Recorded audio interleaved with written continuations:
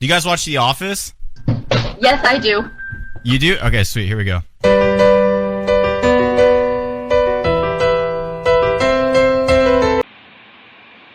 So hello guys, welcome back to the video Rituraj and wires. और आज हम लोग करने जा रहे हैं Kirchhoff law, KCL and KVL.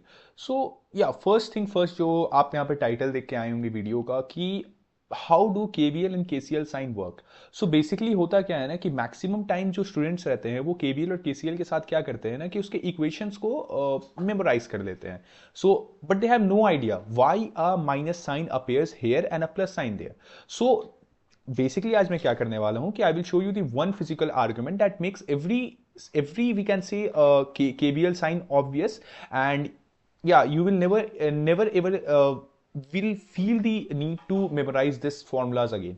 Okay, तो देखिए जो बेसिक रीजन है जिसके चलते स्टूडेंट्स यहाँ पे स्ट्रगल करते हैं केबीएल और केसीएल के साथ, वो ये है कि यहाँ पे प्रॉब्लम लॉस के साथ नहीं है। यहाँ पे प्रॉब्लम है कि उसके जो रीजनिंग है, उसका मतलब यहाँ पे साइन के पीछे जो लॉजिक है, यहाँ पे साइन कैसे यूज हो रहा है, ये इसका मेन यहाँ पर कॉन्सेप्ट है। ठीक है, केबीएल और केसीएल जिसमें बच्चे कंफ्यूज होते हैं, लॉस में कंफ्यूज नहीं होते, वो कंफ्यूज होते हैं यहाँ पे साइनिंग एंड प्रोपोर्शन में, लूप्स में कैसे साइन लगता है। तो बेसिकली आज हम लोग उसको कवर करने वाले हैं और उसको पूरी तरीके से आपको क्लियर कर देंगे एक इक्वेशन के थ्रू।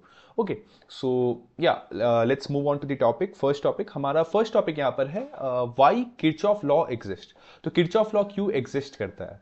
सो देखिए सबको पता है कि Ohm's law equals to V equals to I R होता है। ये वर्क करता है एवरी सिंगल रजिस्टर्स पे जिसके पास एक बैटरी होता है।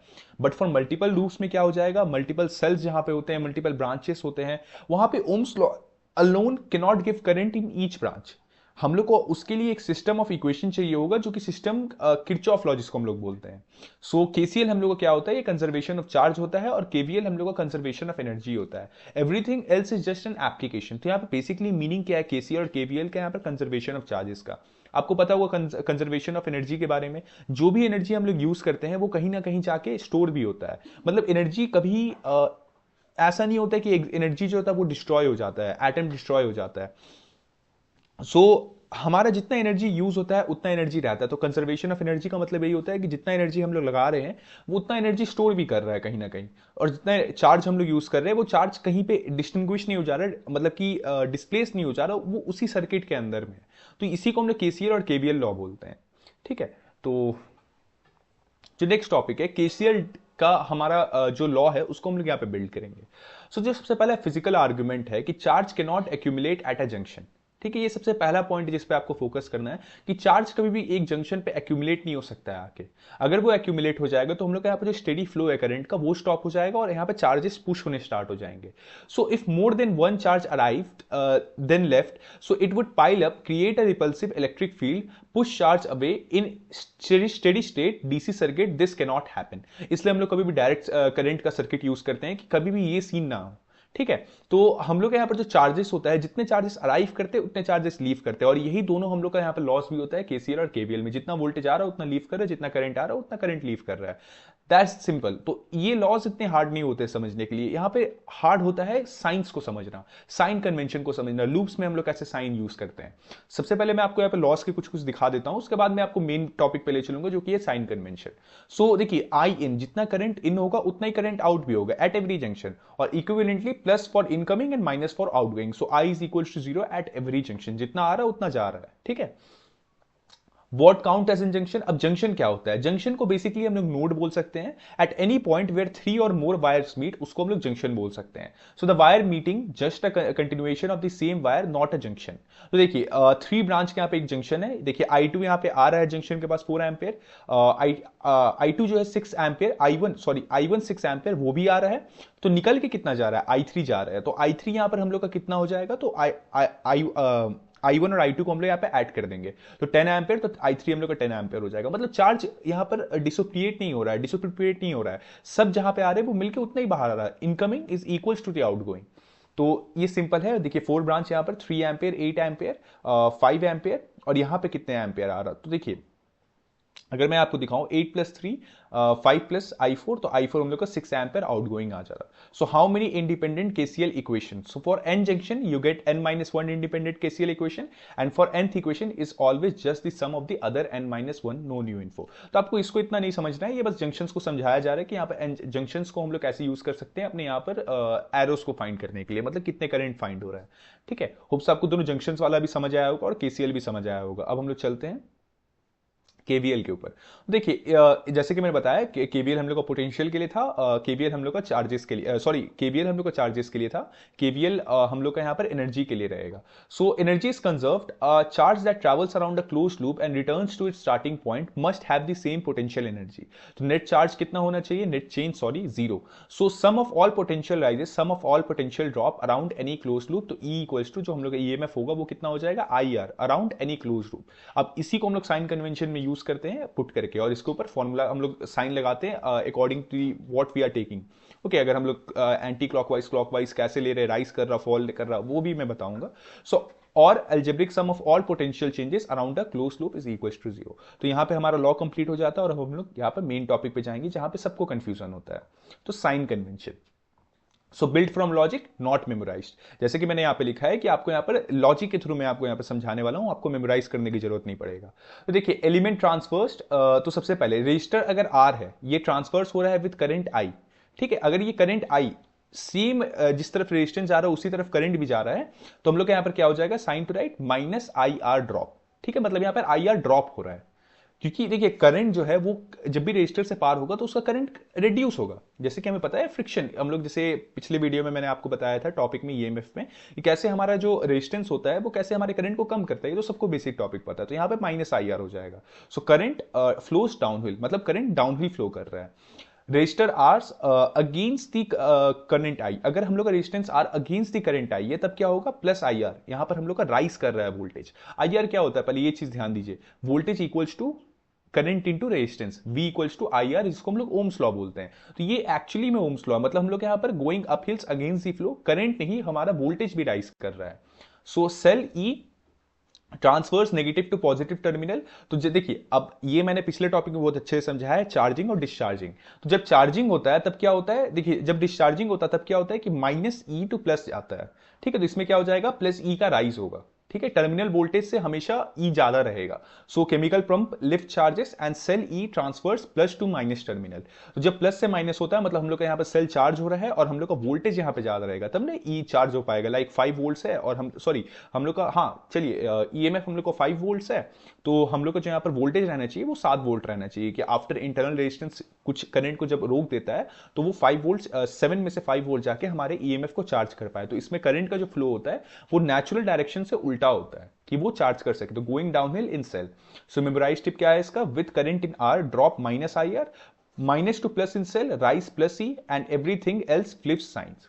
ठीक है, आप इसको 2 मिनट लिए वापस से नोटिस कीजिए, पढ़िए। अभी मैं जो समझाया हूं इसको आप वापस से बार रिकॉल करने की कोशिश कीजिए, आपको बहुत अच्छे तरीके से ये समझ आएगा जो मैंने यहाँ पे कॉन्सेप्ट बताया। लाइक देखिए आपको यहाँ पर जो मेमोरी टिप दिया है कि करंट जो है ये हम लोग का विद करंट इन आर। ठीक है, तो जब करंट आर के साथ होता है तो हम लोग का ड्रॉप होता है माइनस आई आर, जैसे कि ऊपर लिखा हुआ है। और जब माइनस टू प्लस जाता है सेल में, जब सेल में करंट हम लोग का माइनस से प्लस जाता है तब क्या होता है? तब हम लोग का डिस्चार्जिंग होता है, मतलब ई राइज करता है, टर्मिनल वोल्टेज से हमेशा कम रहेगा और एवरीथिंग एल्स फ्लिप्स साइंस। ठीक है, अब हम लोग लेयर 4 में आ गए हैं। अब यहां पर हम लोग इसको एप्लीकेशंस में लगाएंगे, मतलब न्यूमेरिकल्स में लगाएंगे। So every KCL KVL problem can be solve with this 5 steps, never skip one. ठीक है, सो सबसे पहला स्टेप क्या है? हम लोग सबसे पहले जंक्शंस को लेवल करेंगे, A B C.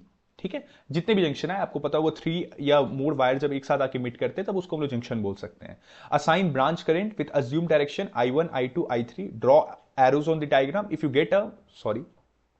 Get a negative answer, actual direction is opposite. ये मैं आपको भी आगे समझाऊंगा, ये बहुत इंपॉर्टेंट टॉपिक है, मैंने इसके बारे में पिछले वीडियो में भी थोड़ा सा समरी दिया था।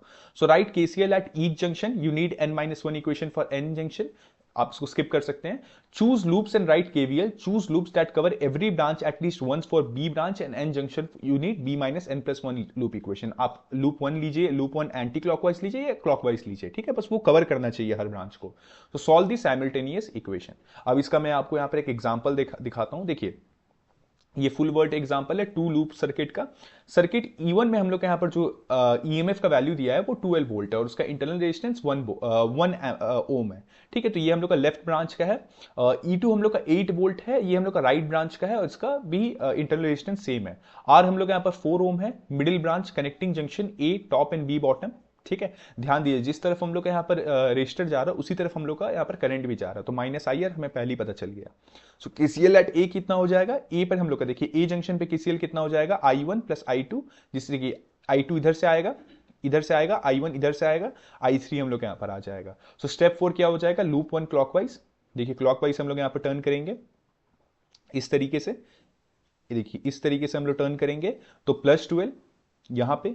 ठीक है, माइनस I1 हम लोग का यहाँ पर रहेगा, इस जगह पे कुछ रहना चाहिए, बाई इंटू 1, मतलब ये जो हम लोग का इंटरनल रेजिस्टेंस है I1। ओके, I3 हम लोग का यहाँ पर है 4। ठीक है, तो I3 हम लोग का यहाँ पर रहेगा 4 क्योंकि उल्टे डायरेक्शन में है, इसलिए हम लोग इसको माइनस ले रहे हैं और इसको भी माइनस ले रहे हैं। तो 0 12 equals to I1 plus 4I3 आ जाएगा और स्टेप 4 लूप 2 क्लॉकवाइज, सेम हम लोग का इक्वेशन यहाँ पे भी निकल के आ जाएगा, +8 हम लोग का क्लॉकवाइज लेंगे तो minus I2 1 minus I3 4 equals to 0, 8 equals to I2 plus 4I3।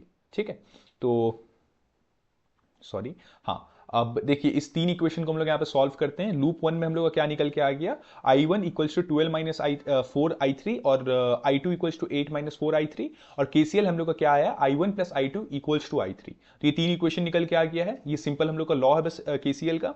इसको यहाँ पर सब्स्टिट्यूट कर देंगे हम लोग 1 and 2 into 3।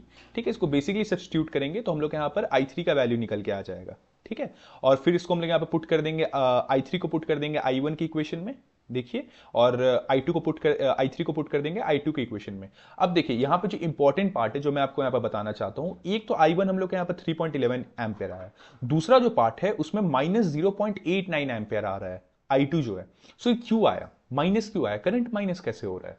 सो एक्चुअली में ये माइनस का साइन जो है यहाँ पर रिप्रेजेंट कर रहा है कि आपका जो यहाँ पर सेल है वो एक्चुअली में डिस्चार्ज नहीं हो रहा है, मतलब उसमें से करंट जा नहीं रहा है, उसमें करंट आ रहा है। ठीक है, ये आपका आंसर गलत नहीं हुआ है, ये आपको बताना चाह रहा है, आपका जो आंसर है कि ये जो आपका करंट है ये आपके ईएमएफ को चार्ज कर रहा है, डिस्चार्ज नहीं कर रहा। अभी आपका जो ईएमएफ है वो चार्जिंग मोड में, डिस्चार्जिंग नहीं। यहाँ पे जो ईएमएफ है ये डिस्चार्जिंग मोड में, मतलब वो 3.11 एम्पेयर का करंट अपने अंदर में से दे रहा है। और वहीं पे जो दूसरा ईएमएफ है हमारे राइट ब्रांच में, उसमें क्या हो रहा है कि जो हमारा ईएमएफ है वो चार्ज कर रहा है अपने आप को। ठीक है, तो यहाँ पे करंट खपत हो रहा है।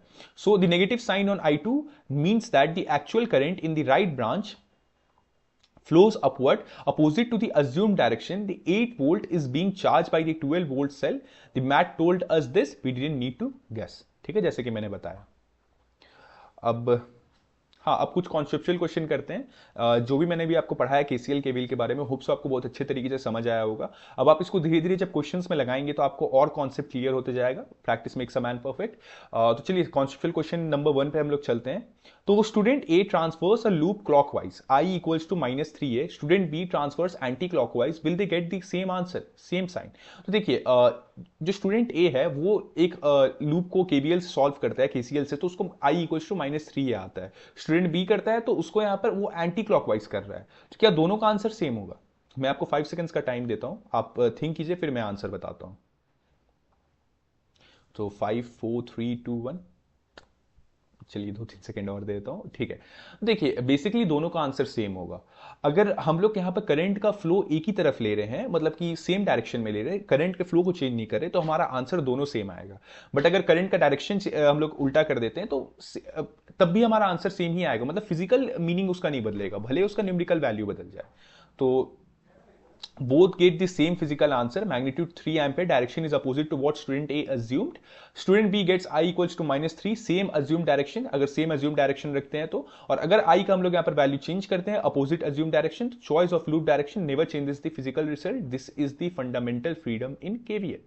ठीक है, अब देखिए आप अब यहाँ पर सब चीज को लॉजिक से समझ रहे हैं, आप यहाँ पर कोई भी चीज को मेमोराइज नहीं कर रहे हैं। ये जो चार्जिंग डिस्चार्जिंग वाला कॉन्सेप्ट है ये तभी आपको क्लियर होगा जब आप ईएमएफ को समझे होंगे। मैंने ईएमएफ के लिए इसलिए एक पर्टिकुलर वीडियो मैंने बनाया था कि वहां पर खास करके मैंने इस टॉपिक पे ध्यान दिया था। मुझे पता था कि KCL एंड KVL में इस टॉपिक को अगर आप समझ जाते हैं तो आप इसको लॉजिकली यूज कर पाएंगे KCL और KVL को, क्योंकि बहुत बच्चे इसको मेमोराइज कर लेते हैं, बट आपको नहीं करना पड़ेगा, मुझे नहीं करना पड़ेगा, क्योंकि हम लोग इस तरीके से समझ रहे हैं, लॉजिक से समझ रहे हैं।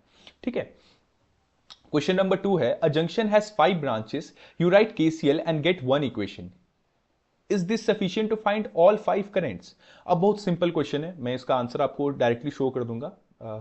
मुझे समझाने का मन तो है नहीं, बट या मैं आपको इसका आंसर शो कर देता हूं। So no one KCL equation has 5 unknown, you need 4 more equation from KVL in general for B branches and N junction. तो वही जो इक्वेशन था हमारा n-1 KCL equation plus B-n+1 KVL equation, ये तो सबको क्लियर हो गई। ये बेसिक सा बस इक्वेशन है जिसमें आपको अपने फॉर्मूला को पुट करना है। क्वेश्चन 3 है हमारा कि why does KVL work even for a loop that contains no EMF source just resistors? तो अब देखिए, अब कोई भी लूप है, जैसे हम लोग KVL और KCL के बारे में क्या समझे, conservation of charges and conservation of energy. जो भी चार्ज जा रहा है, जो भी एनर्जी जा रहा है, वो कहीं ना कहीं आके वापस से एक लूप में टर्न करते जा रहा है, वो कहीं भी डिस्ट्रॉय नहीं हो रहा है, वो कहीं पे भी गायब नहीं हो रहा है। ठीक है, तो सेम चीज यहां पे भी है। अगर EMF का सोर्स नहीं है, कोई बात नहीं, हमारा करंट यहां पे जीरो हो जाएगा। अगर EMF का सोर्स नहीं है तो पोटेंशियल जीरो हो जाएगा, और बस रजिस्टर है तो वही चीज है कि KVL works because it is energy conservation, not because they are cell. जैसे कि मैंने बताया, in a loop with only resistors, every resistor give a minus IR drop और minus I R1 plus R2 plus R2, ये इसका value निकल के आपका जीरो आ जाएगा, और only if I equals to zero. ठीक है, मतलब कि ये इक्वेशन आपका पूरी तरीके से काम करेगा, भले उसका वैल्यू जीरो आ जाए, पर इक्वेशन जरूर काम करेगा। ठीक है, EMF हो ना हो। So with no EMF source driving the loop, there is no current in that loop, KVL correctly predicts zero current, the law is always self consistent. Question number 4 हम लोग यहां पर देखते हैं, सॉल्यूशन पहले से खुला हुआ है। So two batteries E1 and E2, E1 is greater than E2, zero internal resistance, connected in opposition plus to plus with resistor R, write the KVL and find the current which cell is charging. So going clockwise, assume current I flows clockwise. तो हम लोग clockwise यहां पे ले रहे हैं। KVL हम लोग यहां पर प्लस E1 जैसे हम लोग किए थे वो वहां पर एग्जाम्पल में, सेम यहां पर भी हम लोग कर रहे हैं। IR माइनस E2, बस यहां पे क्या है कि E1 और E2 एक साथ कनेक्टेड है एक ही लूप में। Transverse E1 from minus to plus and plus E1 then R with current minus R, then E2 from plus to minus E2 आ जाएगा। तो I equals to E1 minus E2 by R। तो since E1 is greater than E2, I is positive, clockwise is the correct direction, current enters the positive terminal of E2 is being charge by E1। ठीक है, और hopes आपको समझ आया होगा, बहुत simple question था। यहाँ पर सिंपली आपको कॉन्सेप्ट समझाने के लिए क्वेश्चन मैंने उठाया था कि अगर एक ही में हम लोग का स्पेशल केस है एक्चुअली में, कि अगर एक ही लूप में हम लोग का E1 E2 आ जाता तब हम लोग क्या करेंगे।